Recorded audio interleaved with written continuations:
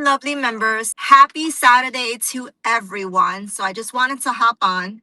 I know this is a weekly recording session. Let me just make sure my volume is up all the way so everyone can hear. So this is my life, guys, on a typical Saturday. So I just wanted to kind of hop on, record it, and so people could see kind of what a busy mom who's also a teacher, admin, and what do I do on a regular Saturday. Okay, so um on Saturdays, here's the thing, my routine, my wake up routine never changes. Usually I wake up at about 5:45 every single day. The only problem for me with that is that I don't on Saturday I allow myself to sleep in like maybe for an extra hour, but my like already my kind of my bodily clock, I wake up, I always wake up at that specific time. So, because I'm able to do it that way, I just kind of, I allow myself to sleep in just a little tiny smidge. And I was up at about 6:45 this morning. And I did my typical morning routine, spent some morning time with my husband. We had some coffee together, and he has lots of errands to run. And then I have to take my son to Polish school. He goes to language school, um, which is really good. I want him to kind of, I like that he learns multiple languages. So I speak Spanish. My family is from Puerto Rico. My husband is from Poland and his family speaks Polish. So my children, we live in the United States, so the primary language here is English. So what we do as a family is like, I want my children to learn all three languages. Our family is a multiracial family. So, and I'm very proud of that. I am an ESL teacher, as you know. So I'm 100% like proud of like our family dynamic and what I believe, like, that concepts of multiculturalism and welcoming that that my family holds, and that's very special to me. So while on Saturdays, my son has to be here at 9 o'clock. It takes us about a half hour to drive over here. And what I do, I drop him off at language school. However, in the state of New Jersey today, it is going to snow. And if you are from like a busy city and it snows, I don't know about you, but in the state of New Jersey, the highways become a mess. It's just like a complete nightmare. You're just better off staying home. You could literally be in traffic like sometimes up to 5-6 hours just because of traffic. And, not everyone has vehicles that are made to drive in the snow. My car, as you can see, is kind of big. It's actually like a big, big truck. So it is made to drive in the snow. But even then, safety comes first. So I chose to stay in this area. I'm right outside of my son's language school. And I decided to just make this a working time. So, and also I'm recording this from my school community. Typically what I like to do is hold sessions that are just kind of good work time events. So for my work time, because we are so deep into December that I have a lot of like project-based work that I'm doing for 2025. So let me show you what that looks like. This is my reflections book. It is literally a book. I'm going to show you. She's big. She's ginormous. um, Inside of this book, I have two workbooks that I have been working through. Actually three. One of them is my compass assessment from Makselife, and that is my go-to for like determining what goals that I want to focus on in terms of on a yearly basis, on a month-to-month basis. And of course, my dream self workbook from Makselife. So it is digital.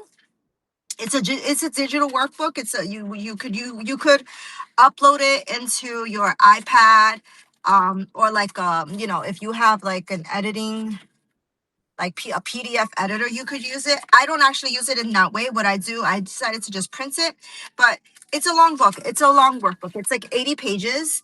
So what I decided to do instead was to just make it, I print it section by section and I go through the questions on a section by section basis. Okay, so now the next part of what I'm doing for the month of December, because we are knee deep into December, is my 2025 Makselife Reflections book or Reflections notebook. And this book is about, it doesn't, I don't even have the number of pages. It is pretty thick, as you can see. Moxie Life basically provides you with reflections or year-end notebook. Every single year, you can get a PDF copy, or if you purchase their flagship planner, you can also get it as a combined. It'll come combined in the planner. I actually do have the Moxie Life planner, but the only thing is I'm not. I prefer like the big letters.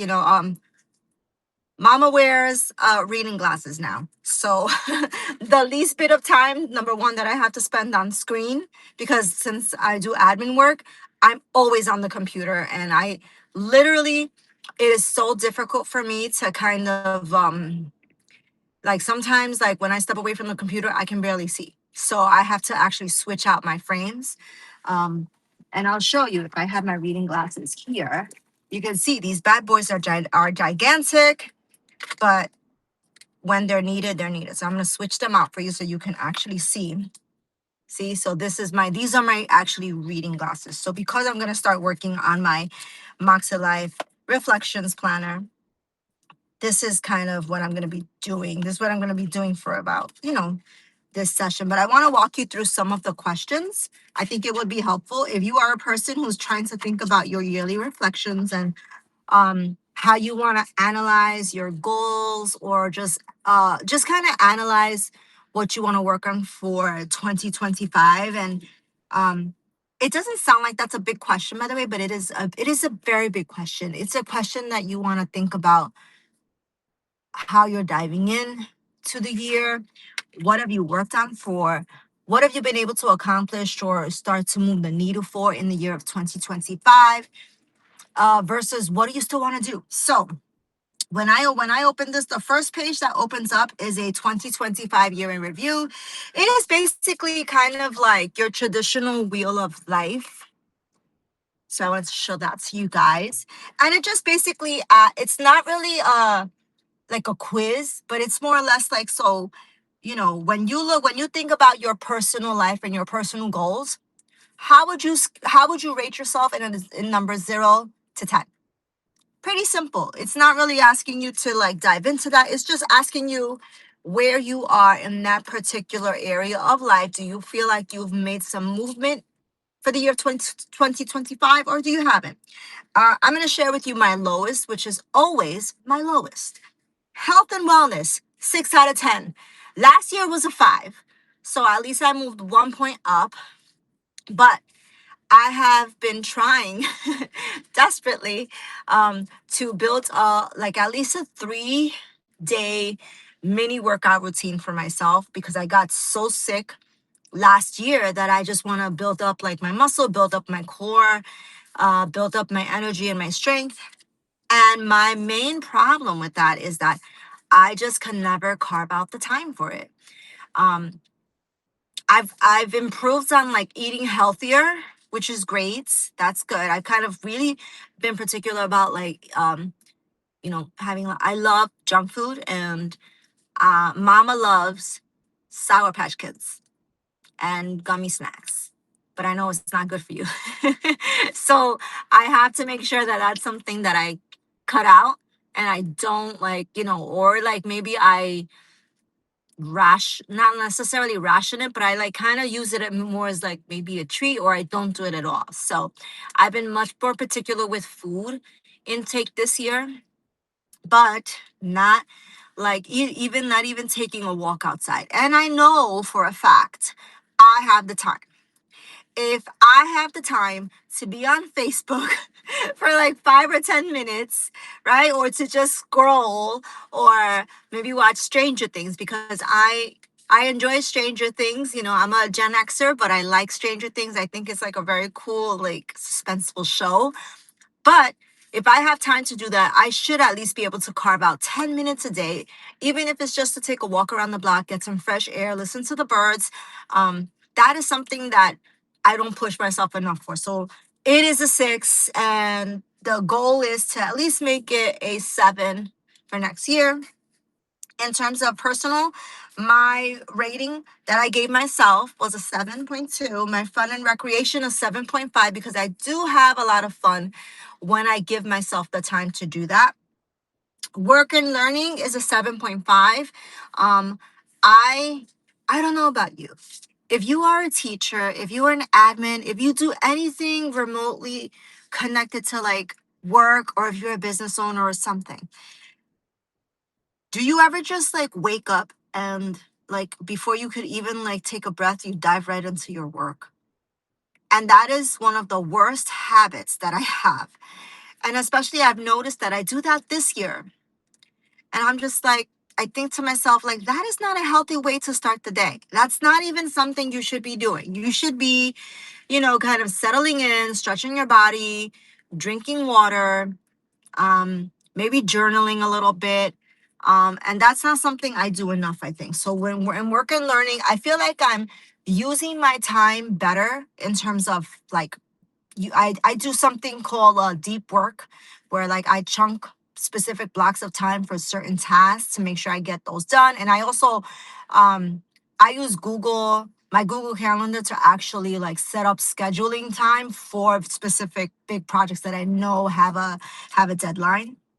But work and learning, I'd like to really push myself to start the day with just a little more um just intention setting and journaling. um, when I say journaling, though, I mean planning. For me, um, my planning routine is very similar to journaling. And I'll show you an example of what I mean. And I'm not gonna show you my personal family journal. This is the next book I'm diving in, Effortless by Greg McKeown.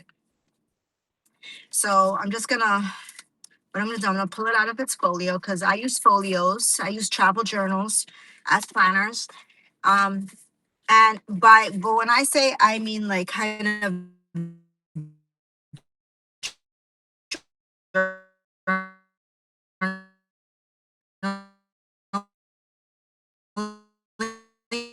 my day. This is literally what I mean. I'm gonna show you. I do not like. I don't have like a. I don't like them. I don't like how rigid they become, and I think I've shown this before. This is literally just a blank journal. I spice it up with a little bit of decorative stickers because I really like to have fun, and I like to make it themed because of course this is December. December's the holiday, so I wanted some nice bright reds and greens. But I do something called scripting where I script out what I want to do, or I write it out in long form. Um, I like it. I feel like it gives me like the freedom to like just kind of map out what I want to do. Now, this doesn't mean that I don't have like specific, like sometimes I do have a checklist that I do need to work from.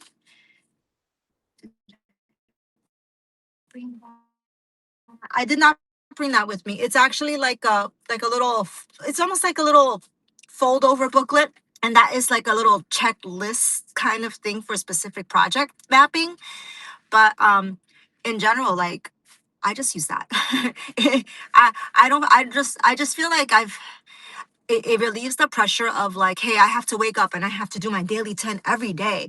Or if I don't, I'm gonna have a blank page in my journal. And I just think that's nonsense. I think that, you know, when you put a lot of pressure on yourself for your planning and your goal setting, I just think that you're I don't want you to set yourself up for like disappointment, right? You work so hard as a person. So when we try to like layer all these different ways of doing things with our lives and use like such a stringent planner, I think that it's often you can miss the mark of the intention of the planner in the first place. So that's why I've kind of scaled back on how I do things with planning. And it has really just like lightened the load on my shoulders. And I really appreciate that. I really appreciate that I take that extra time to kind of dive into just different goals and things that I want to work on as a mom, as a full-time worker. All right. Family and relationships, 7.5. I could even push that to an 8, but I want to do a 7.5 because there are some things within family and relationships that I want to work towards. Spiritual and personal growth, 7.5. I believe that has moved up. I think it was a 7 for me last year, and it's a 7.5 because I actually invested in buying a Bible. I bought like beautiful tabs for my Bible, and I just enjoy reading. Like, now, if you're a person who values spirituality, I think dive into it, especially in the world that we live in today. I think we all need just some of us a little prayer, a little meditation. Sometimes just to ground ourselves in goodness for the world and in wanting to be and give good to the world and give good to others. So I feel like that's like a really important thing that you could do for yourself as a person, as a human being on this planet. I enjoy spending just a little bit of time in prayer, you know? I think it grounds me, and it always instills that cycle of hope for me. That, like, yeah, things might be tough, personally, spiritually, emotionally, things might be tough in the world, but I don't know, prayer can kind of ground us, or some kind of level of spirituality. My financial goals are a 6.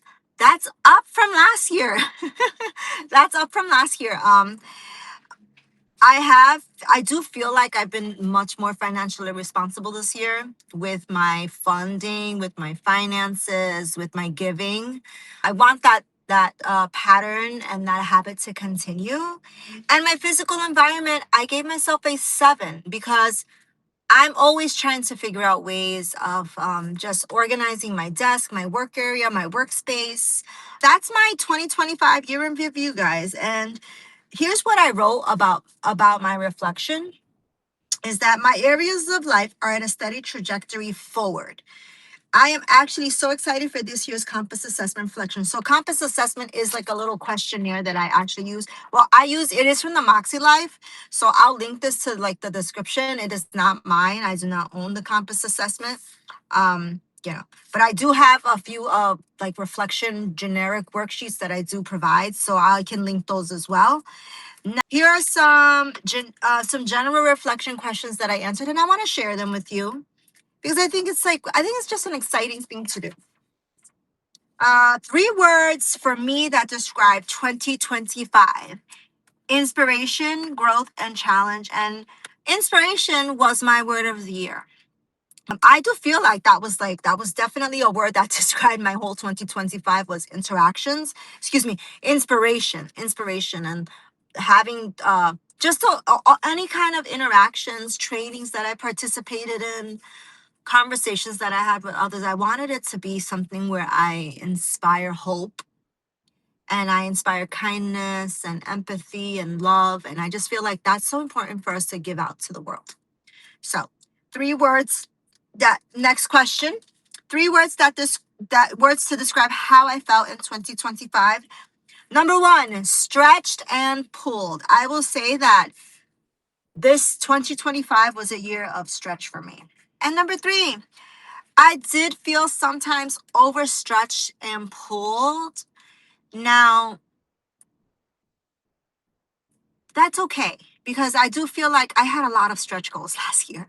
Um, and some of the stretch goals, of course, were health. So it was something new for me to learn how to build an actual like uh dietary routine for myself that would sustain my body versus harm it.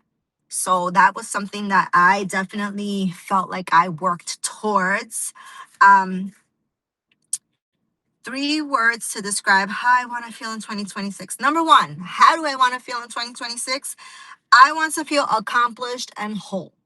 Number 2, I want to feel strong and victorious.